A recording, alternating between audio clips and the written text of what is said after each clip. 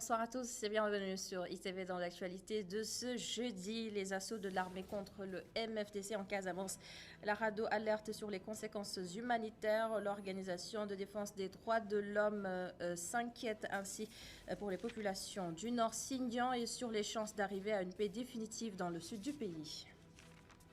La rédaction vous propose ce soir un suivi des négociations entre l'État du Sénégal et les transporteurs. Ces derniers ont suspendu leur grève. Cela fait à peu près 3 mois, mais ils n'en sont pas autant satisfaits. Vous les entendrez se plaindre de lenteur dans le processus d'application des accords. Et en fin d'édition, nous irons à la découverte de Mbour Tchossé, un des quartiers de Mbour à majorité mandingue. Son histoire, ses traditions, nous le verrons avec Muntaga Khan qui nous y attend.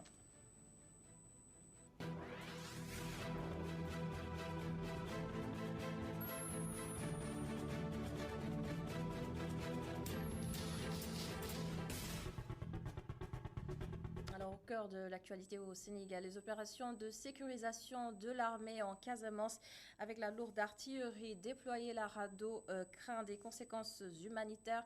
L'autre crainte exprimée par le secrétaire général de la Rencontre africaine des droits de l'homme, c'est l'échec d'un dialogue pour le retour définitif de la paix dans cette partie du pays. Sadirnia, c'est ce que je vous propose au micro d'Antoine Diouf. Actuellement, la situation en Casamance est inquiétante parce que suite aux attaques, nouveaux développements entre l'armée et le MFDC, les bombardements effectivement du fief de Salif Sadio, il y a eu des conséquences sur le plan humanitaire avec le déplacement massif des populations, des villages entiers sont en train de se déplacer pour aller se réfugier en Gambie. C'est une situation qui risque d'être catastrophique pour ces populations. En plus maintenant des effets collatéraux comme les personnes qui seront tuées, des personnes qui seront blessées. Et également, c'est une situation qui nous inquiète parce que ça sape un peu le processus de paix entre le MFDC et l'État. Et cette riposte, c'est une riposte, ça fait suite vraiment aux attaques subies par l'armée sénégalaise qui a fait 4 morts et occasionné l'arrestation en tout cas de 7 militaires sénégalais. Vraiment, cette riposte risque de porter un coup dur au processus de paix, surtout aux négociations. Mais il faut aussi se dire que il y a aussi l'impératif de sécuriser. Il ne peut pas y avoir une seule parcelle de terre au Sénégal où effectivement qui serait hors de contrôle. Maintenant, au-delà de cette sécurisation, il faut continuer les négociations et arriver à un accord durable. 2 Sénégalais ont été tués à Port-Gentil, au Gabon, à l'espace de 2 mois. Et le dernier meurtre remonte à lundi dernier. La victime, Souleymane Diao, originaire du village de Doudé-Diabé, dans la région de Matam. Et pour protester contre cette insécurité dont ils sont victimes, les Sénégalais établis dans la capitale économique du Gabon ont tout simplement décidé de fermer tout leur commerce. L'un d'eux, Doudou Thiam, témoigne sur iRadio. Je venais concernant les meurtres qui se passent souvent ici au Gabon, concernant les ressortissants sénégalais. Ça devient vraiment récurrent. Presque en moins de 2 mois, on a eu 2 assassinats. Et ce qui nous écœure tous, la plupart du temps, quand on a les meurtres, on a manque d'assistance. On ne voit pas nos ambassadeurs, on ne voit pas nos autorités et tout qui viennent nous assister. Et c'est ce qui fait souvent que quand on tue quelqu'un, finalement, ça n'aboutit à rien. L'enquête, souvent même, il y a des meurtres que l'enquête n'aboutit même pas. On a tué, on oublie. Et les Sénégalais vraiment sont pas bien assistés au Gabon. Ce qui nous fait mal, ce qui fait mal à toute la colonie sénégalaise. Et l'autre titre de ce jeudi, cela fait 3 mois, les transporteurs du Sénégal ont décidé de suspendre leur mot d'ordre de grève parce qu'ils ont tout simplement entamé les négociations avec l'État du Sénégal. Mais depuis lors, ils se plaignent d'un léger mieux dans leurs activités et c'est pour cela qu'ils n'excluent pas une nouvelle grève d'ici quelques temps. Mamadossi nous en dit plus. Ce matin, à la gare de Petersen, Serigne Ndiaga Diop, conducteur, s'occupe de la vente des tickets pour les cars Ndiaga Ndiaye qui désirent embarquer des clients. Presque 3 mois après la grève des transporteurs, il n'y a pas eu de grands changements dans leur secteur. Lui et ses collègues brandissent des attestations et des fiches d'immobilisation.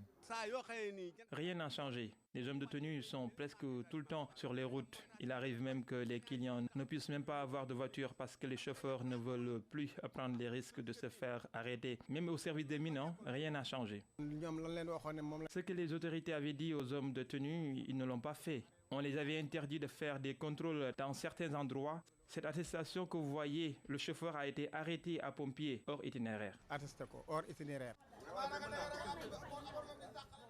Ousseinou, lui, est un conducteur de bus Tata. Lui, par contre, note une amélioration de leur situation, même s'il déplore leurs difficiles conditions de travail. Les arrestations ont diminué, mais sur le plan du travail, le mal persiste. Il arrive qu'on se réveille à 5 h du matin pour finir à 19 h. L'État ne nous aide pas non plus. Si tu ne travailles pas, il ne te paye pas. Il menace d'aller en grève si rien n'est fait. Un mouvement d'humeur qui risque de durer plus longtemps la prochaine fois. Si rien n'est fait, nous irons en grève. Elle va être plus longue cette fois-ci. Nous avons des syndicats, nous allons leur soumettre nos doléances. On dirait que l'État n'écoute pas les grévistes.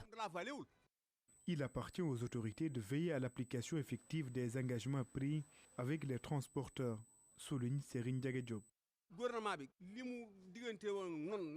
Que le gouvernement respecte ses engagements, que les hommes de tenue arrêtent d'immobiliser nos véhicules. Nous ne refusons pas d'être contrôlés, mais on dirait que seuls les transporteurs en commun et les poids lourds sont leurs cibles. Je demande aux autorités de parler aux policiers et gendarmes. 3 mois après la levée du mot d'ordre de grève de 3 jours des transporteurs, l'application des accords tarde à se faire, selon les transporteurs. Ces derniers n'excluent pas de déposer un préavis de grève pour l'épuration de toutes leurs revendications.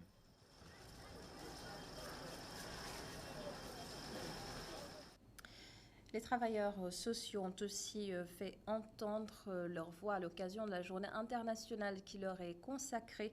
Ils disent se sentir parfois oubliés. Comment? D'abord, le traitement salarial n'est pas équitable. Ils n'ont pas d'indemnité et la plupart des jeunes diplômés n'ont pas de travail. Amédiouf et Augustin Mandan ont justement rencontré ces travailleurs sociaux. C'est dans la sobriété que la Fédération sénégalaise des travailleurs sociaux a commémoré la Journée internationale du travail social. Une journée qui a servi de prétexte à ces travailleurs pour évoquer certaines revendications, parmi lesquelles la situation administrative de leur corps et le système de rémunération. En effet, depuis la création de ce corps en 2012, les travailleurs sociaux vivent une situation extrêmement difficile à cause des ponctions effectuées sur leur salaire lors de leur reclassement et l'absence d'indemnité. En effet, la signature du décret 2012-1322 du 16 novembre 2012 portant statut particulier du cadre des fonctionnaires du travail social a été un tournant décisif dans la reconnaissance du corps des travailleurs sociaux. La discrimination dans les entreprises occasionnant le chômage des jeunes travailleurs sociaux n'est pas laissée en rade par ces acteurs. Une centaine de jeunes professionnels arrivent sur le marché du travail où le besoin ne manque pas. Mais en raison de pratiques discriminatoires, et nous soulignons, les jeunes diplômés sont laissés en rade. Au niveau de la fonction publique, c'est un quota insignifiant, variant de 10 à 15 travailleurs sociaux. Au niveau du ministère de la Santé et de l'Action sociale, les travailleurs sociaux sont régulièrement oubliés dans le recrutement par contrat. Autre préoccupation de ces travailleurs, le braconnage dans le secteur social, un réel souci selon eux. Dans de nombreuses entreprises publiques et parapubliques, des personnes non qualifiées, parce qu'elles ne sont pas appréciées ou constituent des fardeaux pour leurs supérieurs, sont désignées assistantes sociales. Dans d'autres cas, ce sont des fonctionnaires en mal de reconnaissance professionnelle qui s'autoproclament ainsi et se mettent à bricoler avec la vie des personnes en but à des difficultés. Il faut que cela cesse. L'absence d'un budget conséquent et le sous-effectif dans les services déconcentrés de l'action sociale, autant de difficultés rencontrées par ces travailleurs qui demandent de meilleures conditions de travail. De meilleures conditions de travail. C'est ce que veulent également les enseignants de la formation professionnelle et technique et ils ont manifesté devant les locaux de leur ministère de tutelle à Diamniadio. Leur secrétaire général Amar Khan nous parle à l'instant de leurs principaux points de revendication. Écoutez. Le premier problème qui se pose en réalité, c'est le problème de la formation diplômante. Parce qu'il faut dire qu'il y a une véritable injustice. Parce que c'est une question quand même qui devait être réglée depuis. Parce qu'aujourd'hui, nous disons que pour une formation de qualité, il faut que tous les formateurs soient formés. Mais en dehors de cela aussi, il y a l'ouverture des passerelles.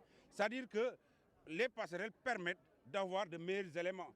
Mais jusqu'au jour où nous parlons, depuis 2017 quand même, nous remarquons qu'en fait, les autorités se permettent de bloquer entièrement la carrière des uns et des autres. Ça, on peut l'assimiler à la méchanceté.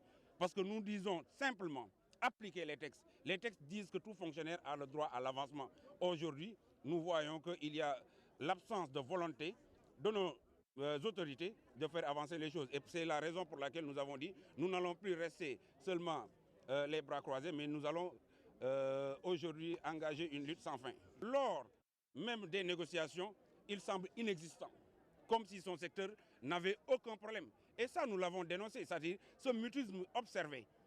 Un ministre qu'on ne voit nulle part en dehors des télévisions, mais qui, dans aucun discours, ne parle de ces enseignants-là.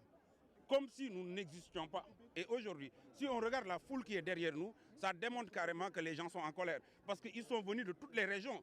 Ils sont venus de toutes les régions pour dire stop, ça suffit, et qu'aujourd'hui, on ne reculera pas pour obtenir gain de cause.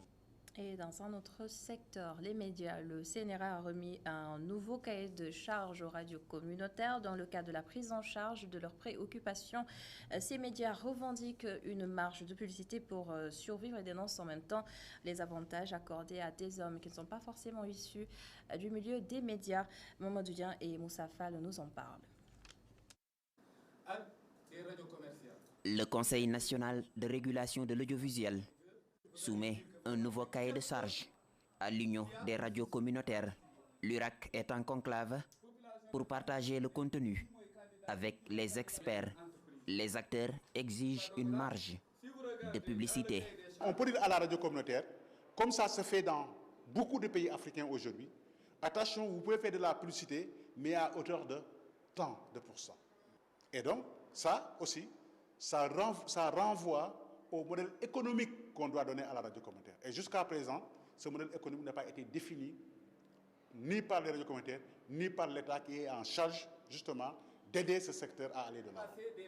Évoluant dans un milieu économique hostile, le cahier de charges appliqué à ces radios communautaires est plus vieux que les stations elles-mêmes. L'URAC souhaite donner un coup de neuf.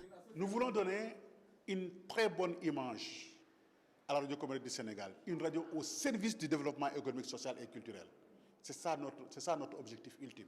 Et pour le faire, il faut un cahier de charges qui prend en compte la dimension juridique, mais aussi la dimension économique. En revanche, la charte de la radio communautaire de l'URAC ne permet à aucune station de faire selon sa ligne éditoriale. Les acteurs réfutent certaines fréquences propagandistes appartenant à des hommes politiques. Nous tenons à ce que les radios communautaires membres de l'URAC jouent un rôle de développement économique social de ce pays. Mais il y a des radios qui ont été des fréquences qu'on données à des hommes politiques, à d'autres groupes d'influence qui ne font que de la propagande, qui n'est pas du tout la ligne tracée par l'URAC. L'URAC regroupe 132 radios communautaires. Elles sont plus de 200 au Sénégal. Le rôle de ces fréquences est de former, donner la bonne information et participer à la cohésion sociale. Merci beaucoup, Mamadou Dian, pour ce compte-rendu. Tout à fait autre chose maintenant. 2 jours durant, les acteurs de la santé se retrouvent à Diamniadio pour la conférence internationale mutualiste africaine. L'objectif est de trouver les moyens d'atteindre la couverture santé universelle en Afrique en passant par les mutuelles de santé. Les détails, c'est avec Babacar Seck. C'est grâce à la reconnaissance de l'action du Sénégal en matière de couverture maladie universelle que Dakar accueille pour 2 jours la conférence internationale sur la mutualité. Il est ressorti des discussions la nécessité d'investir dans des systèmes de protection en matière de santé. Je crois que pour nous, le Sénégal, c'est une grande opportunité parce que simplement les experts à travers le monde au niveau global viennent confirmer ce que nous tous nous pensons aujourd'hui, aussi bien du côté de l'État que du côté des partenaires mutualistes. Nous pensons que ceci nous permettra d'accélérer en tout cas notre progrès vers une couverture sanitaire universelle telle que souhaitée par le président de la République. Au niveau de l'agence, nous sommes tout à fait disposés en tout cas à discuter, à renforcer, à repositionner en tout cas les mutuelles, à les accompagner pour leur donner une place dans le système assurantiel d'une façon générale, tout en respectant donc la politique qui est définie par l'autorité. La situation de la couverture maladie varie en Afrique selon les pays, mais l'aspect communautaire reste un avantage. Vous savez, c'est un chantier qui a débuté de manière différente d'un pays à un autre. Et le chantier est un grand chantier qui répond au plan de développement durable onusien. C'est sur le plan national, les mutuelles peuvent jouer un rôle très important dans cette mise en place, compte tenu de leur proximité avec les populations et compte tenu de leur engagement et qui est caractérisé par l'action à but non lucratif. La conférence internationale de la mutualité, qui a vu la participation de plus d'une centaine de personnes en virtuel, va produire un document pour accompagner la mise en place de la couverture sanitaire, surtout en Afrique. Et la note sport de ce 19-45 sur l'élimination hier du Dakar Université Club de la Basket Africa League. Le Duc rate ainsi les phases finales prévues au mois de mai prochain au Rwanda. Une grosse déception pour l'entraîneur parfait adjuvant que je vous propose d'écouter au micro de Saïkou Seydi. Vous savez, au niveau, il y a certains détails qui vous font perdre. Ah mais d'abord, par rapport, on n'a pas su gérer aussi nos défaites, certaines de nos défaites surtout. Le premier match, on ne devait pas baisser les bras. Ce qu'il nous a fallu, ce qui nous a mis la pression. Il fallait gagner 13 points pour être qualifié. C'était lourd quand même. En face, on avait une équipe qui avait de grands joueurs, deux individualités qui étaient très difficiles. Mais on a tout essayé quand même pour les contrer, mais le résultat est là. Et quand même, c'est dur, mais quand même, je suis fier de mes joueurs quand même. Maintenant, ce qui reste, c'est d'évaluer faire une évaluation objective. Maintenant, ce qui est important, c'est de faire tout pour revenir à la balle. Certes, ça va être difficile parce qu'au niveau du championnat, il y a des équipes qui se sont bien préparées pour faire, mais c'est la compétition, il faut y aller, avec beaucoup d'enthousiasme.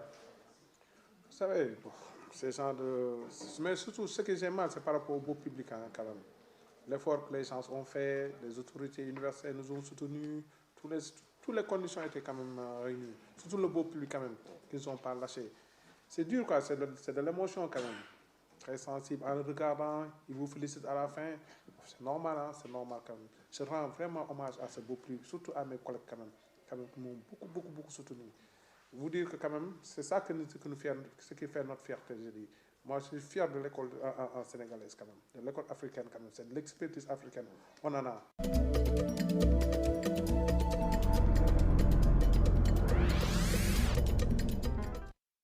Mbour nous ouvre ses portes ce soir à la découverte d'un des plus anciens quartiers Mbour-Tchossé, bien attaché aux valeurs ancestrales. Les habitants de ce quartier continuent de préserver l'esprit d'entente et de solidarité. Mountaga Kane et Mamadou Ban aussi emmènent. Cet après-midi, beaucoup de notables sont venus répondre à l'appel du délégué de quartier qui les accueille ainsi.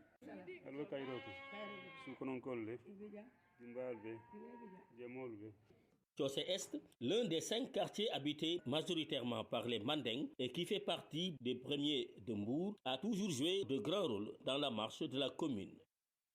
Le quartier Tchossé Est fait partie des premiers quartiers de Mbour. Ouais. Ça, c'est bien avant les indépendances. Bon, pourquoi Tchossé? Parce que c'était habité par les Sossés. Au début, c'était habité par tous les habitants du quartier n'étaient pas des Sossés, mais la majorité était Sossés au départ. Voilà, c'est pourquoi on a fait ce quartier-là, on l'a appelé quartier Tchossé. Ils ont quitté le Gabou, ils sont venus ici par famille, ils sont venus ensemble. Quelles sont les familles? Bon, il y a les Dabo Kunda, il y a le Dabo Kunda, Kamara Kunda, Sadio Kunda, Dafé Kunda, Bijin Kunda, tous les Kunda, c'est comme ça que les choses se font. C'est-à-dire un Dabo, on dit Dabo Kunda, là où habitent les Dabo. Kunda, c'est-à-dire La famille, voilà, c'est-à-dire la famille des Dabo, la famille des Camara, la famille des Sanyang, des Dafé, voilà, c'est pourquoi vous avez eu ici presque le quartier, vous avez ces grandes maisons-là, c'est des concessions, Mandeng, voilà. Dès leur arrivée en provenance de Gabou, les premiers habitants de ce quartier se sont établis par concession. Le quartier a été habité par d'éminentes figures, dont le marabout Serigne Saliou Mbacké. Le premier chef de quartier de Tchosses, c'est Saher Gueye. Le deuxième, c'est Amadou Ley. Le troisième, c'est Fili Dabo. Le quatrième, Abdoulaye Sadio. Le cinquième, Malan Kabara, moi-même qui vous parle. Le grand marabout Mbacké Mbacké, Serigne Saliou Mbacké, aussi habite dans ce quartier. Alors il a une grande maison ici, très connue. Voilà, lui-même passe beaucoup de temps ici. Nous, notre enfance, on l'a passé presque chez lui. Voilà, donc lui aussi, c'est une référence dans le quartier. Il y a aussi des chefs de canton qui ont habité ce quartier, comme Moran Sall, comme Socéfal, eux aussi ont habité ce quartier. Voilà. Il y a aussi l'imam, l'ancien imam Ratib, Papa Abdoulaye Ley, lui aussi a habité ce quartier. Les habitants s'évertuent à perpétuer l'esprit de solidarité et d'entente hérité de leurs glorieux ancêtres. Aussi bien dans cette maison du délégué de quartier que dans toutes les demeures alentours, ce qui prévaut, c'est un esprit de concertation et d'unité des cœurs. Je suis plus âgé que le délégué, mais il ne fait rien sans m'informer, vice-versa. Les rencontres de partage d'idées sont permanentes.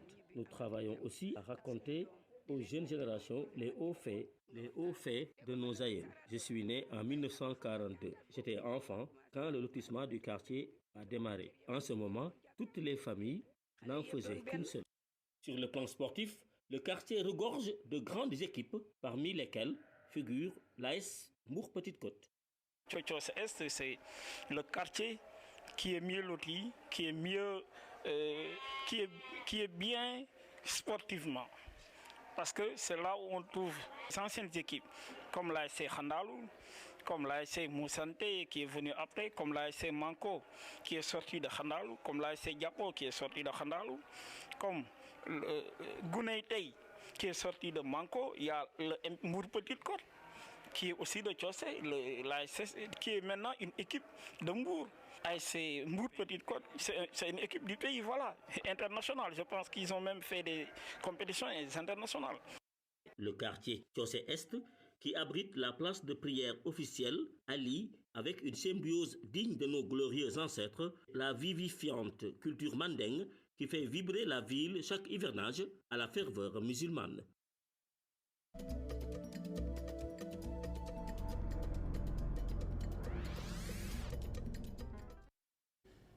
Et on se quitte sur ces notes d'histoire et de culture. Merci beaucoup d'avoir suivi cette édition. Merci à l'ensemble des équipes en régie. Bonne suite des programmes et à demain pour un autre 19h45.